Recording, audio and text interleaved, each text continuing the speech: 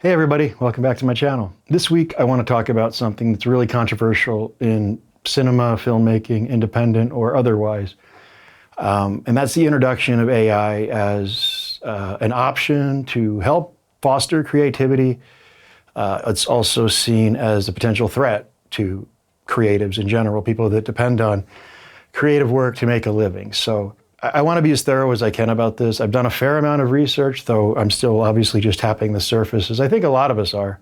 Because this is a primarily independent film channel, I'm going to be talking about it as it relates to independent cinema more than bigger budget stuff. Though I think it's good to talk a little bit about the impact that it's had on the industry already. Both the Screen Actors Guild and the Writers Guild, the WGA, see AI as a big coming threat to people's professions and people's livelihoods, and there's definitely a possibility for that.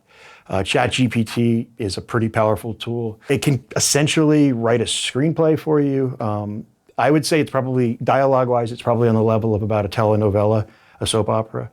But it's on what, version 3?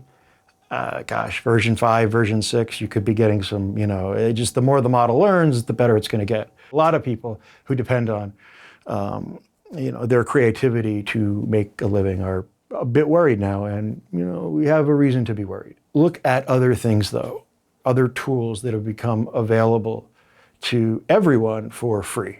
I'm going to use Unreal Engine as an example. Epic Games released the Unreal Engine a few years ago, and AAA gaming is still a thing. It did give a lot of indie gamers the ability to develop and release titles. Maybe they weren't able to do it without a tool like Unreal. But for the most part, it didn't hurt the video game industry. It did provide a useful tool for game creators. It provided a useful tool for filmmakers like myself because of the cinematics that we were able to do in Unreal Engine. It's fun stuff. It's neat. Obviously on the bigger budgets, Unreal's, we've seen the introduction of LED virtual production. It's a tool. It's a tool that hasn't really replaced anyone because that tool requires an awful lot of know-how to use properly. And that's the one thing different about something like the Unreal Engine and AI. Yeah, AI, you can enter text prompts and you get varying results in quality. Some are really good, others are kind of silly. I'm going to show you guys some stuff that I came up with, and we'll talk about that a little bit. For all the clips we're going to be looking at today, I used AI called Kling AI. I'm very new to this, but I watched a couple of good YouTube videos, and this was one that was recommended. I'm a big fan of old Hollywood films. This one is Errol Flynn, Olivia de Havilland in The Adventures of Robin Hood, one of my favorite movies when I was a kid. I just went on ShotDeck. If you guys don't know what ShotDeck is, I encourage you to check that out. It's an amazing resource tool for filmmakers. It's essentially a database of just countless films. I often go on there if I'm trying to figure out, I have to light a scene that I've not done yet. And I'm like, okay, well, let me look at some other examples and then try to dissect and see how they might have accomplished that look. Again, love ShotDeck, check it out. Totally worth the subscription price. And no, they're not a sponsor because I don't have sponsors. For the Robin Hood video here, we're going to do this first one. You upload 4 still images, and then essentially you click the AI render button and you let it do its thing. The actors' likenesses are slightly different, but I think it really captured Robin Hood and Maid Marian, basically what I told it to do. And that's pretty amazing. So yeah, it's a text prompt and then some image prompts, and then you get a really interesting result, at least in this case. And in our next example here, another one of my favorite films is The Godfather. This was generated with a very simple prompt. I wanted to kind of recreate that first scene when Don Corleone is talking to the Undertaker. So again, ShotDeck for the high resolution screen grabs, text prompt, something like conversation or something. And then, yeah, this one came out really, really well. I mean, it's uncanny how good it is. It's definitely like top tier video game level, or, it's really close. I mean, it's pretty interesting. And I can see why, the Screen Actors Guild feels a bit threatened by this. And I get it. Another one I wanted to try was this scene when Joe Pesci's character shoots Samuel L. Jackson's character in Goodfellas, another one of my favorite films. And I only used one shot of Pesci, and then I gave a prompt. I didn't want to see Sam get shot. I just wanted to see the gun go off. And then it did that, but then it just kept going and morphing here. It looks like an acid trip. So this is one of those kind of weird results, and definitely you get that. Mileage really varies with this stuff, so pretty funny. And here I attempted Wizard of Oz, and if you look, at first it doesn't look that bad. Look at the Tin Man's head. What the hell is wrong with the Tin Man? Let's talk about AI as a pre-visualization tool. Prevising an idea, whether it's storyboarding it or, going on something like Shot Deck and finding, stills from other films, whatever it is, really helps all across the creative process, from your art department to your cinematography, to kind of get everyone on the same page. It's often called a lookbook. You develop a lookbook.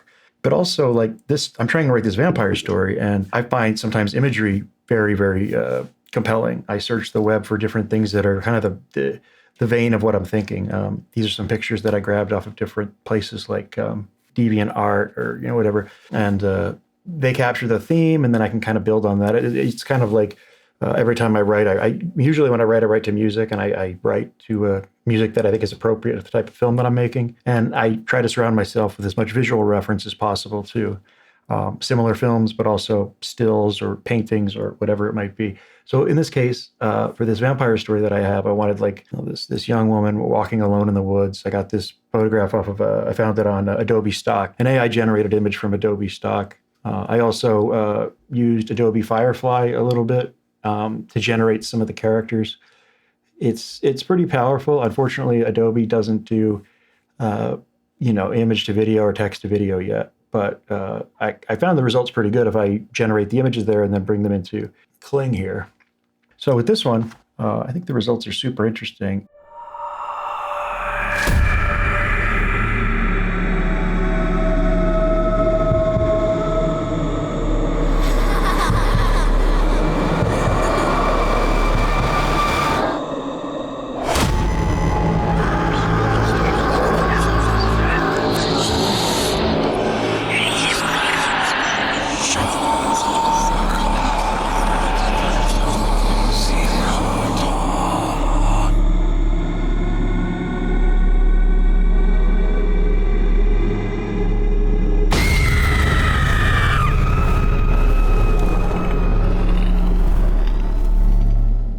Quality-wise overall, I don't know if there might be better AI video generators, but there's a lot of pixelation in the images. They're only available in HD. Getting super clean renders is difficult.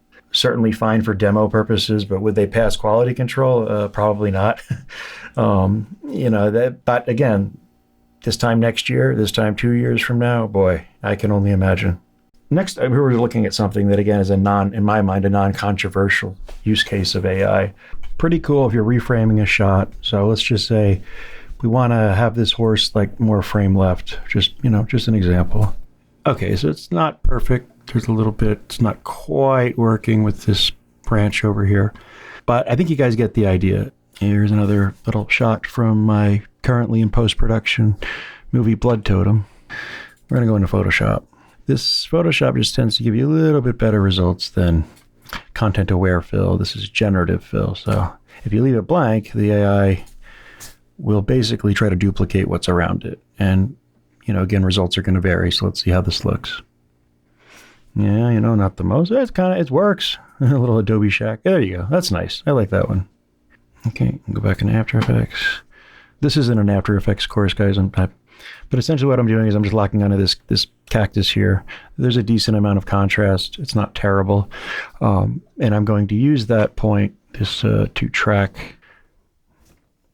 Okay, so there we go. Not bad, right? But anyway, yeah, you get the idea here. And this is a pretty boring shot, but you could do this with anything. You could put a cool building up there. You could, for set extensions, things like this. Again, I think this is nothing that I couldn't do on my own, that any, halfway competent compositor, couldn't do. It's just, this saved me a lot of time. So next we have to look at really, is it possible right now for filmmakers, independent filmmakers, particularly without major render farms or something, to make a film fully in AI? I would say it's probably possible. Very, very time consuming. It might not be as cheap as people think. There's something that goes on. It's gone on since really the introduction of digital cinema and compositing and 3D modeling or anything like that. It's like the amount of effort that it takes to, let's say, take a car, a simple shot of like, I don't know, a car or whatever. It's a reflective surface. So it presents some difficulties. Let's say you're shooting a car under a tree, I don't know, whatever. You've got to think about the shadow detail, the lighting. Is it really going to sell as being photo real? Very difficult, time consuming. And if you're paying someone to do it, very expensive to achieve. Much easier to grab your camera, a car, park it under a tree. And I feel that with a lot of this stuff. I feel like at the level that it's at right now, it's probably more work to do this like AI versus hiring actors, getting a camera. And that's a good thing, obviously, for people like me who have a vested interest in working with actors and using my camera. But is there something to be said for, well, now there's a tool that's available to anyone with an imagination that can help them tell their stories? That's definitely true too. That's a huge positive. You know, it helps further democratize cinema, which I think is really important. Is it possible that AI can develop in a way that actually helps independent filmmakers perhaps produce shots that far exceed their budget or their skill level in a program like Unreal? It just helps, and it doesn't really take away from bigger budget concepts. You know, it's like, does an indie game hurt the sales of a AAA video game? No, not really. Does an indie movie hurt the sales of a AAA Hollywood release? Of course not. You know, does AI provide a useful tool for independent filmmakers to express themselves? And yes, so that's a positive. Can't really argue it. The most difficult or controversial thing about AI, in this regards, this is writing, chatbot screenwriting, and this is something like prompt to video or image to video. Is will it evolve to the point where you're essentially out of the picture altogether? A chatbot writes your script, that's fed into an image generator, a video generator. In post-production, it's cut together by post-production AI. It's scored by post-production AI, and you are nothing. You know, maybe you are maybe you've invented the original idea. Maybe you haven't. You know, you probably, but human involvement could almost become non-existent. I mean, that's a bit dystopian and probably a bit out there. But that's the stuff that keeps some of us up at night. We do fear this. But I want to put things in context. Let's go back to the beginning, or at least in my era, my lifetime, things that people thought would destroy cinema. Probably the first to come along was the introduction of digital film, where digital cameras got good enough to where they could compete with at least 16 millimeter film. And after a while, when the Red 1 came out, they could compete with 35 millimeter film. And I remember talking to people who said, I hope this never happens. I hope this digital never takes over, because it's going to flood the industry. A bunch of people who couldn't make movies will be able to. It's going to be so hard for professional filmmakers to survive if other people are creating films for cheaper. Well, what we found out was a lot more goes into making a movie than the acquisition format. Digital helped.